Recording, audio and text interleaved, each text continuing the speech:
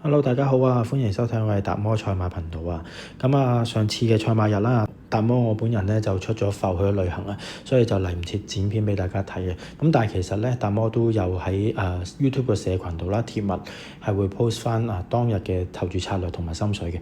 大家鍾意都可以 follow 我哋嗰個頻道啦，可以睇翻嗰啲投注策略嘅。首先我哋會為大家報一報喜先啦。上次拍嗰兩條片咧，3圈4 win 披過關啦，同埋個三寶咧都係成功為我哋嘅觀眾咧帶嚟正數嘅收穫嘅，係啦。好好彩啦，攞到一個第二，兩個第一嘅。三寶亦都係正數而回啦。好，事不宜遲啦。首先我哋會講下今次10月4號沙田賽事啊，我哋會為大家提供咩嘅場次同埋邊一隻馬去投注策略啦。首先第一關咧，我哋係會揀選4場嘅9號長隆區啦，同埋13號嘅特別美麗嘅。首先講下長隆區先啦。點解會揀呢一隻馬咧？首先我哋睇翻呢條片啦。上仗咧，其實400米段處嘅時候咧，呢隻馬係塞車嘅，但係其實佢後勁依然係有力嘅。所以今仗只要其實佢落力擺翻前走咧，相信今場咧三甲係一定有嘅。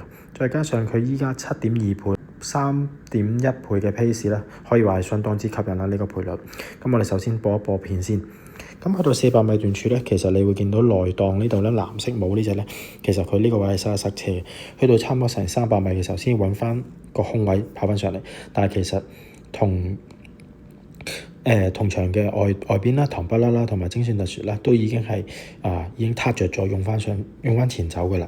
所以其實可以話，如果呢一隻馬長隆區今次係可以出閘嘅時候積極啲擺前走，相信佢冇塞車嘅情況底下，三甲係一定。講下第二隻馬啦，跟住就13號特別美麗啦。到底點解又會揀呢隻啊？其實睇翻呢一隻馬咧，前嗰幾次咧都係何永年騎嘅一個已離職嘅同事啊。但係何永年可以話係騎到佢相當之差啦。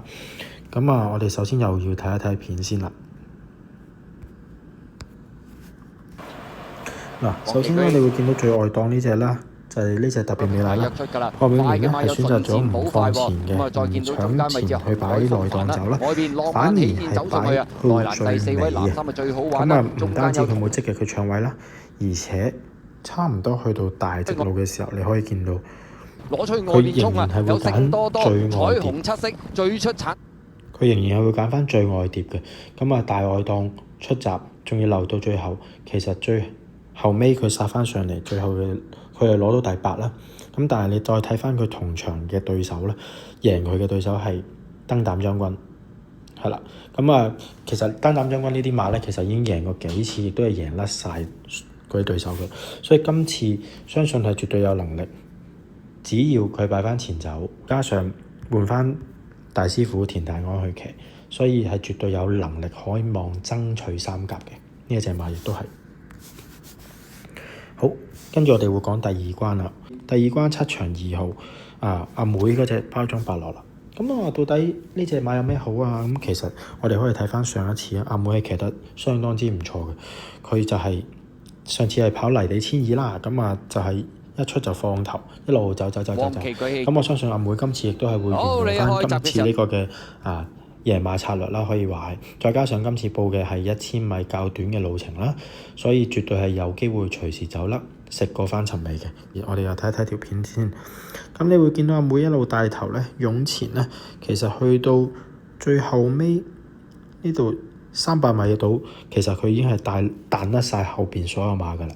所以上次1000二雖然係跑泥地，但係個路程亦都係較長嘅。所以今次跑翻1000米嘅話咧，阿妹再用翻同樣嘅策略，絕對係有機會打搭再贏嘅。再加上其實今次點解會揀呢隻馬咧，亦都係因為佢賠率相當之吸引，12倍，而佢 pace 都有4.7倍，所以如果投注呢一隻馬嘅回報係相當之可觀嘅，所以我哋就會揀咗呢隻7場2號包裝伯樂。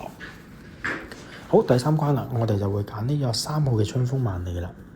春風萬里咧，其實上場好明顯咧，阿黃子雲騎咧，佢哋報咗個1400米嘅啫。但係咧，其實佢嘅首本路程咧，其實贏嗰幾次都係1800米嘅，係啦，你可以見得翻黃子雲騎又係第一名1800米。班德禮騎亦都係可以輕鬆拿捏到嘅，所以上次嘅1400米我就絕對係覺得佢係熱身嘅啫。再加上佢嘅同程時間啦、最佳同程啦，同埋佢嘅騎連合作咧，亦都係相當之高分嘅。咁啊，同程時間咧，同程最快時間咧，嗰個相隔距離亦都係3個月啫，都係相當之接近啦。而佢同程嘅成績亦都係最好嘅。咁再加上今次報翻佢嘅首本路程咧，1800米，絕對係有機會配搭呢個華將一哥何澤堯咧，係可以令到呢隻馬更上一層樓嘅。再加上佢嘅賠率都有6.1倍，同埋 pace 2.4倍，所以配合翻我哋今次嘅3穿4 win pay 投注策略嘅話，嗰個回報亦都係相當之可觀嘅。好，我今日嘅分享係咁多啦，多謝大家收睇啦。咁如果鍾意我哋嘅頻道咧，歡迎大家可以 subscribe 我哋啦，like 我哋啲片同埋 share 出去俾大家嘅。記得撳翻右下角個鐘仔啦。我哋有出新片嘅時候就會通知翻大家噶啦。多謝晒大家，拜拜。